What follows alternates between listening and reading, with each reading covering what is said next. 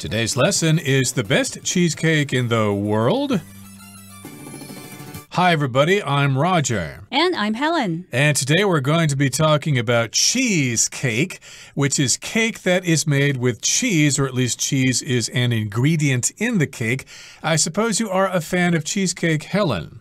Yes, I'm a big fan of cheesecake, but I've always associated cheesecake with American food because when I was living in America, cheesecake was a very common dessert, and it was very rich and very creamy. And I'm wondering if Basque cheesecake is similar to the American version that I'm familiar with. Yes, as Americans, of course, we're familiar with the American variety, but as you know, different foods come in different kinds. So cheesecake, of course, probably has many different flavors and many different recipes all over the world. And today we're going to be focusing on the cheesecake of the Basque region of Spain. And we're asking the question, is it the best cheesecake in the world? Hopefully you can decide yourself. Let's dive right in now and listen to the first part of our lesson, and we'll come back to talk about it. The best cheesecake in the world? Born in the Basque Country region of Spain, Basque cheesecake is a unique twist on the classic dessert. What sets it apart from regular cheesecake is its caramelized top and thick, creamy interior. Made with only cream cheese, heavy cream, sugar, eggs, and flour, the cake is then baked at a high temperature to give it its signature browned exterior. 大家好，第一部分我们来介绍名词 interior， 它的意思是内部。例如 Though this house looks small on the outside, the interior is actually quite roomy. 虽然这间房子外表看起来小小的，内部空间倒是挺大。又或者说 The interior of the shop was damaged by the fire. 这家商店的内部被火灾给破坏了。另外，这个字也可以做形容词使用，它是指内部的、内政的。举例来说 The interior walls of the house needed to be repaired. 这栋房子的内部墙面需要整修。又或者说 Nigel works as an interior designer. Nigel 是一名室内设计师。再来补充这个字的反义词 exterior, E-X-T-E-R-I-O-R, exterior. 它是名词，意思是外观或外部。例如 The exterior of the building is rather plain, but the apartments inside are luxurious. 这栋大楼的外观很朴素，但里面的公寓却很豪华。或者The exterior of the house was painted in bright yellow. 这栋房子的外观被漆成明亮的黄色。接下来我们看到形容词 signature， 意思是招牌的或标志性的，或为点点点所特有的。例如 The fans waited for the musician to play his signature song at the end of the concert. 粉丝们等待那位音乐家在演唱会结尾演奏他的招牌曲目。或是 The actress wore her signature black dress when she went to the film's opening night. 那位女演员在电影的开幕之夜穿上了她标志性的黑色洋装。另外，这个字也可以做名词使用，它有鲜明特色、签名的意思。举例来说 Colorful geometric shapes are this artist's signature. 这位艺术家的鲜明特色是色彩缤纷的几何图形。又或者说 Diana has her favorite singer's signature on her phone case. Diana 的手机壳上有她最喜欢的歌手的签名。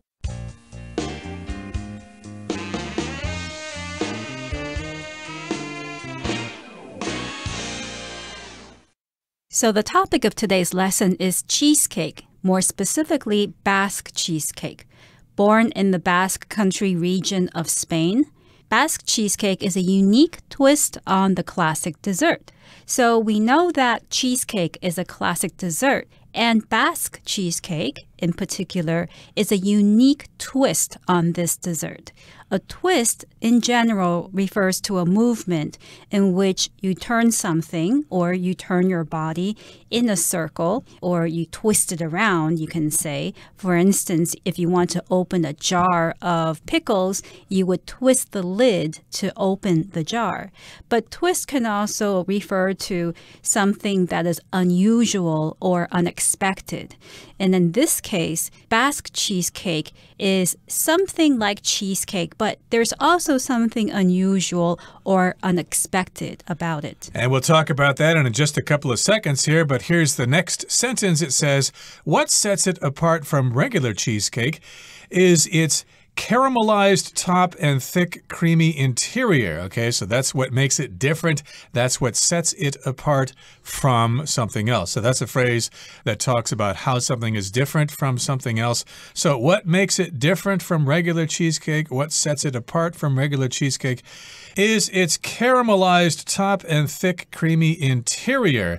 Now, caramel is a kind of sugar that is heated up and then it turns brown. Some people pronounce this word caramel. When I was growing up, of course, I pronounced it as caramel, but you hear people say caramel, and so we're using that pronunciation here, caramelized, which means the top of it is heated up and it turns brown, and then it also has a different kind of interior, which is inside the cake. It's thick and it's creamy inside. Right. So going back to the phrase, what sets it apart from, the phrase set something apart from something just means what makes something different from something else. And what sets Basque cheesecake apart from other cheesecakes is its caramelized top and thick, creamy interior. So interior here just means the inside part of something. For instance, when you take your car out to a car wash, you might want to wash not just the car or the outside of the car, but also its interior because it might be full of dust and other dirty things. And interior here is being used as a noun, but you can also use it as an adjective like interior decorating. Maybe you're studying that in university and you'll seek a career in that profession.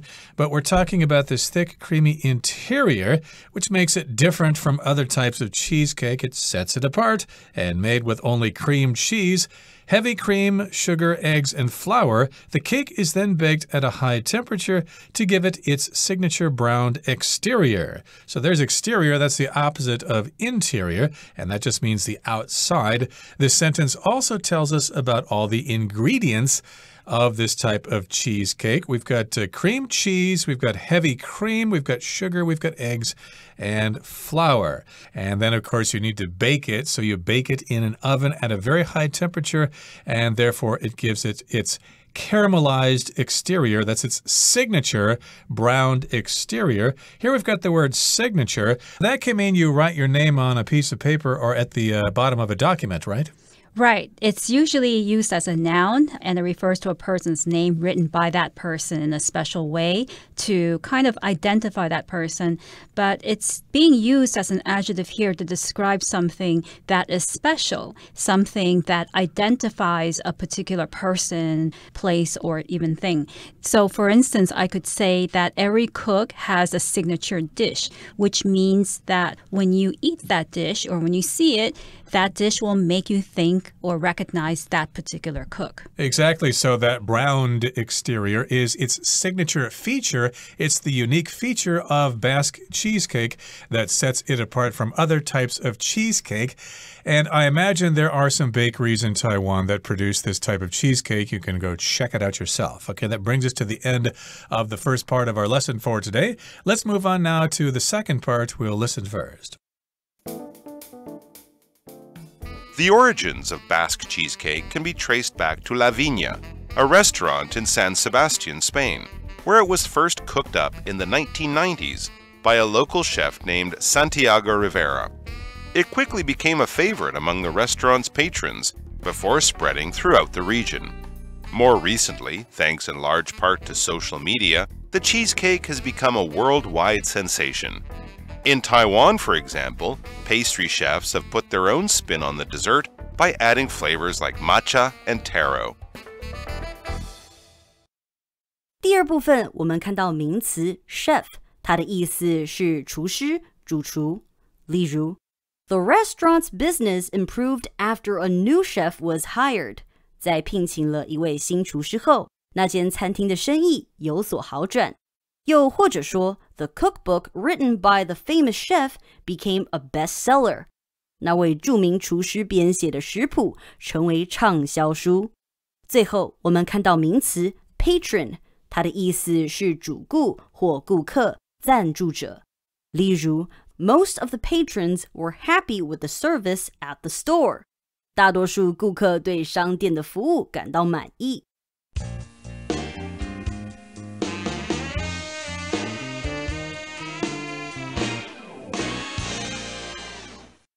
So now we're going to talk a bit about the history of Basque cheesecake. The origins of Basque cheesecake can be traced back to La Viña, a restaurant in San Sebastián, Spain, where it was first cooked up in the 1990s by a local chef named Santiago Rivera.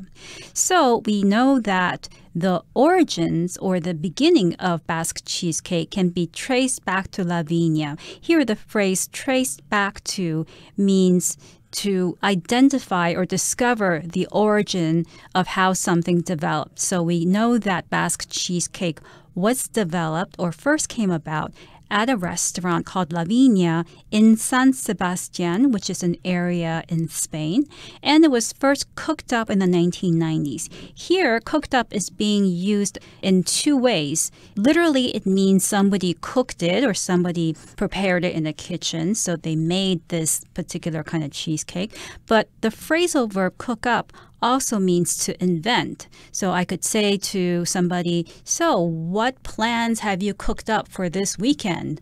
To mean, what plans have you decided on or have you created for this weekend? Absolutely. So, of course, sometimes you're looking for the origin of something. You want to talk about where something came from. Like, for example, Hawaiian pizza can be traced back to a restaurant owner in Canada. It's not actually from Hawaii, but here we're talking about where Basque cheesecake comes from. Well, it can be traced back to this restaurant called La Viña, and it was cooked up in the 1990s by a local chef by the name of Santiago Rivera. A chef, of course, is someone who cooks food, usually in a fancy restaurant. They probably work in a Michelin star restaurant or a restaurant in a hotel. A cook or a short order chef would work in more of a greasy spoon type of restaurant. Yes, and this particular cheesecake quickly became a favorite among the restaurant's patrons before spreading throughout the region. So the people who went to this restaurant to dine, these are the patrons, became very enamored of this particular cheesecake. They loved it, they tasted it, and they said, this is wonderful. And the cheesecake became popular throughout the region of San Sebastián. So here we have the word patron, which has a similar meaning to customer or client. But usually you would use patron when you talk about someone that gives business to a hotel or a restaurant. You wouldn't say a restaurant client. You would say a client of a law firm, for instance, or of an accounting firm, but you would say a theater patron or a restaurant patron when you want to talk about that type of customer. Right, so of course these are people who go to restaurants and sit down and are served a meal and they pay for it at the end of the meal, so those are patrons. And yes, indeed, it quickly spread throughout that region around San Sebastián, Spain. And of course, as you know, that area of Spain is considered the Basque region. And more recently, thanks in large part to social media, the cheesecake has become a worldwide sensation. So it was only available in that region of Spain before, in the Basque region. But because of social media, thanks to social media, or thanks in large part to social media, it has become a worldwide sensation. So if you say thanks to something, you're just saying that's the reason why something happened. Thanks to you, I was able to get this job at this law firm because you gave me a good recommendation. And thanks in large part to social media, it's now popular all over the world. Yes, and here the phrase in large part means mainly. Thanks mainly to social media.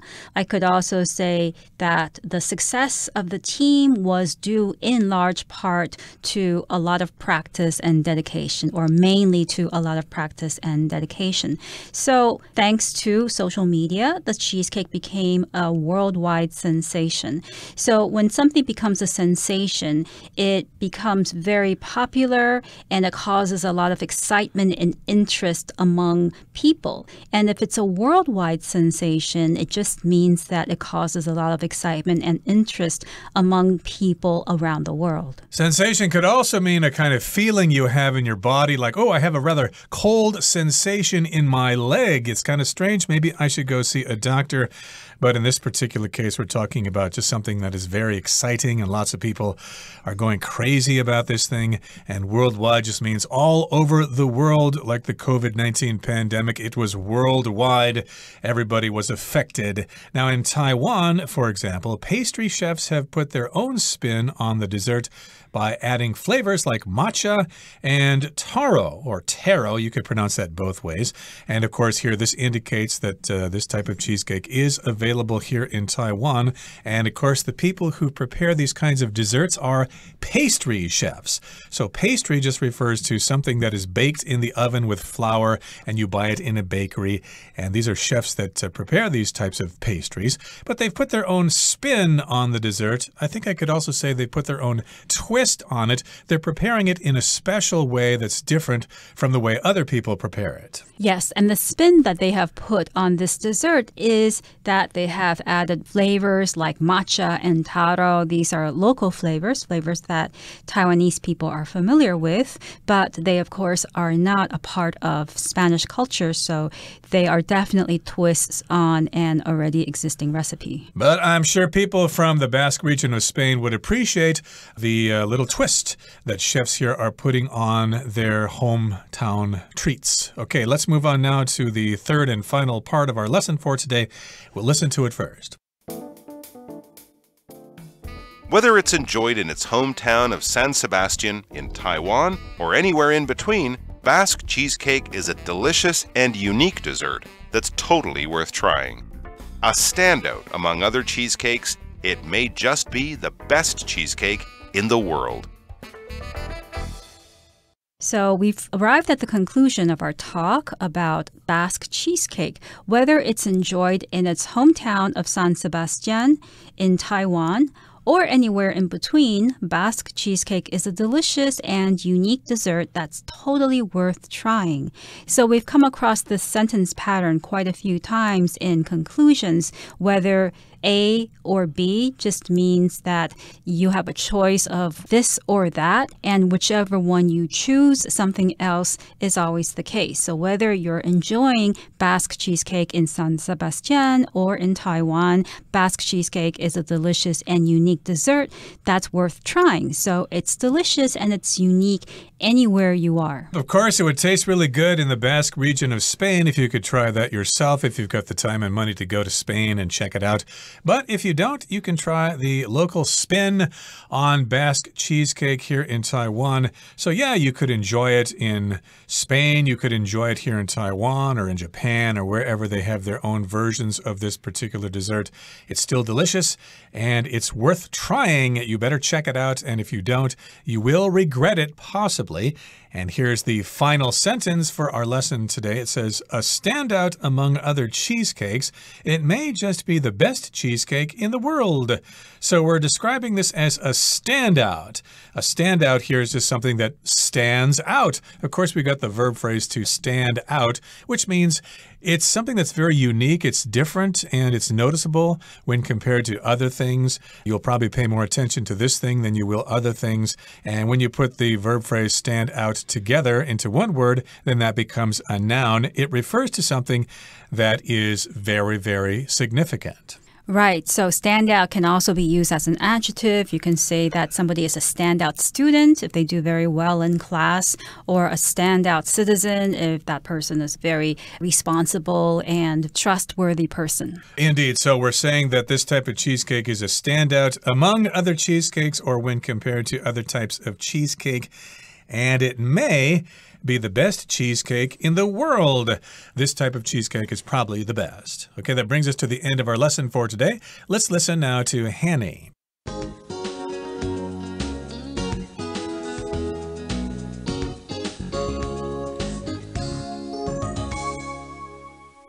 各位同学大家好，我是 Hanny。 我们来看今天的文法重点。课文第二部分的第一句写到，巴斯克乳酪蛋糕的起源可以追溯至西班牙圣塞巴斯提安的一家名为 Lavinia 的餐厅。那么文中它是用 can be traced back to 来表达可以追溯至那我们来整理相关的用法。首先来看到 trace 可以当及物用，那么 trace something back to 就可以表达某事物可回溯到什么，可追溯到什么什么，后面可以接时间啊、来源或是原因等等。那它也常用被动语态来表示 something be traced back to 就可以表达某事物可追溯至举例来说 The tradition can be traced back to the Middle Ages 这个传统可以追溯至中世纪。好，再来 trace 它可以当不及物用，那么 trace back to 就跟date back to, go back to 一样，可以表达始于什么，追溯至什么。像刚刚的例句，我们也可以改写成 The tradition traces back to the Middle Ages。好，我们再来顺便补充一下 date back 跟 go back 的用法。date back 和 go back 都可以表达追溯到、回溯到什么什么。那我们首先来看它第一种用法，就是用 date back 加一段时间，或是 go back 加一段时间。像我们说 date back 200 years 或是 go back 200 years 就可以表达追溯到200年前，始于200年前的意思。好，那第二个用法是 date back to 或是 go back to 加上过去某个时期、年代或是事件。所以我们刚刚前面讲到说 date back 或是 go back 是加一段时间嘛，那现在我们这个用法是在后面多一个 to 的话，后面就是要接某个时期、年代或事件。像 date back to the 14th century 表示追溯至14世纪， go back to the French Revolution 表示追溯至法国大革命。好，那么课文接着写到说什么什么，他在1990年代由当地厨师桑提亚哥·里维拉率先制作出来的。那么文中的 cook up 是用来表达那种制作出来的语义，在这边带有双关语义哦。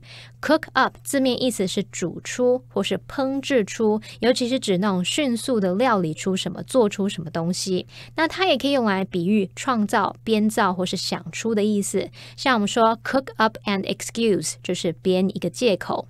好，那我们最后也补充2个跟 cook 相关的用语。第一个是 cook one's goose， 这不是要煮某人的鹅肉哦，这是一个口语的用法，意思是说毁了某人的计划，让某人彻底失败。那它也可以用被动语态 somebody's goose is cooked 就可以表达某人的计划被扰乱了，丧失了成功的机会，他没戏唱了。在第二个补充的用语是 cook the books， 这当然不是要把书拿去煮。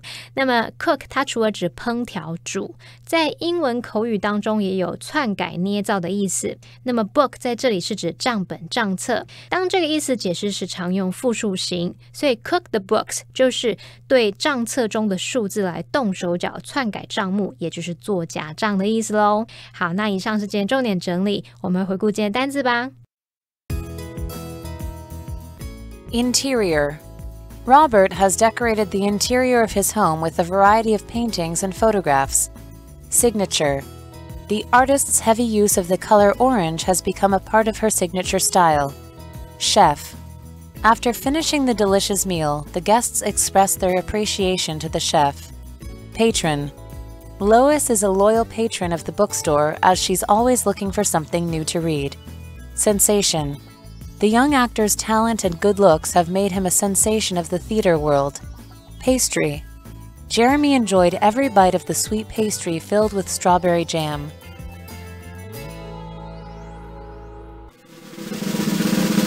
Discussion Starter starts now! Here's our discussion starter for today. The question is, have you ever tried Basque cheesecake? If no, would you like to try it? Why or why not? No, I've never eaten Basque cheesecake. I wouldn't be interested in trying it because I don't like things with caramelized toppings. Well, yes, I've already had Basque cheesecake many years ago. I think I was served Basque cheesecake on a family trip to New York City. They found a special bakery there. And of course, that was many years ago, and I don't remember what it tasted like, so I certainly would like to try it again sometime. Well, everyone, today's article has come to an end, and I sure hope you enjoy reading along with us. I am Helen. I am Roger. See you next time.